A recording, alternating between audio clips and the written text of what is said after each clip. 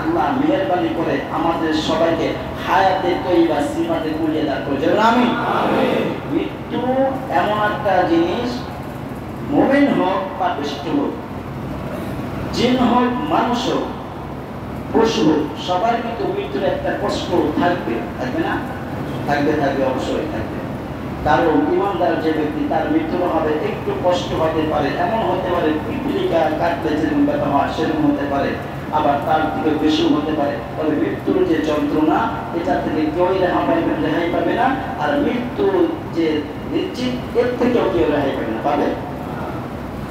ওয়ালিমান খাফা মাকাম রাব্বিহি জান্নাতান, যে ব্যক্তি আল্লাহর সামনে দাঁড়াতে ভয় করে, আল্লাহর সামনে উঠতে ভয় করে, কিয়ামতকে ভয় করে, এই ভয় নিয়ে যে ব্যক্তি থাকবে আল্লাহ রাব্বুল আলামিন তাকে জান্নাত, দুইটা জান্নাত দেবে। কয়টা? দুইটা জান্নাত দেবে। কুল্লু মান আলাইহা ফান ওয়া ইয়াবকা ওয়াজহু রাব্বিকা যুল জালালি ওয়াল ইকরাম।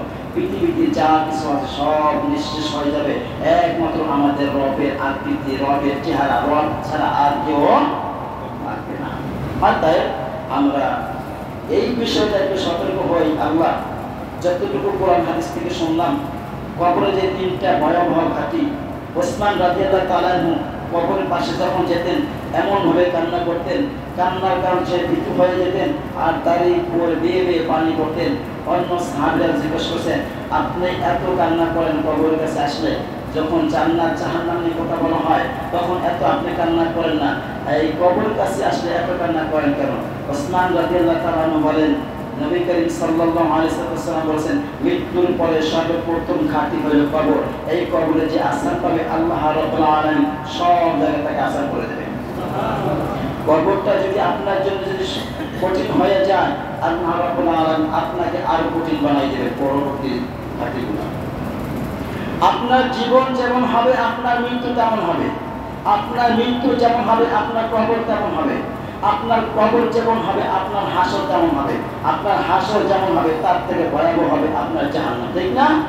এই জন্য আল্লাহ রাব্বুল আলামিন আমাদের সবাইকে বুঝে শুনে কোরআন তেলাওয়াত করে বিশুদ্ধভাবে কোরআন পড়ে আমল করার মতো তাওফিক দান করুন, যেন আমিন। আল্লাহ তুমি আমাদের সবাইকে নিষ্পাপ ব্যক্তির মতন আল্লাহ আমাদেরকে বানাইয়া তারপর আমাদের বাসা বাড়িতে ফিরে দাও। আল্লাহ আমাদের ছেলে সন্তানদেরকে দিনদার মুত্তাকিন পরেজগার বানাই দাও। আল্লাহ আমাদের আত্মীয় স্বজন পাড়া প্রতিবেশী যারা দুনিয়া থেকে বিদায় নিয়েছে আল্লাহ তাদেরকে উচ্চ মাকাম জান্নাতুল ফেরদাউসের মেহমান বানাই দাও। আল্লাহ খাস করে যার প্রচেষ্টা হাজার হাজার মানুষের হালাল রিজিকের ব্যবস্থা হয়, আল্লাহ সিটি গ্রুপের মালিক চেয়ারম্যান সাহেবকে মাফ করে দাও।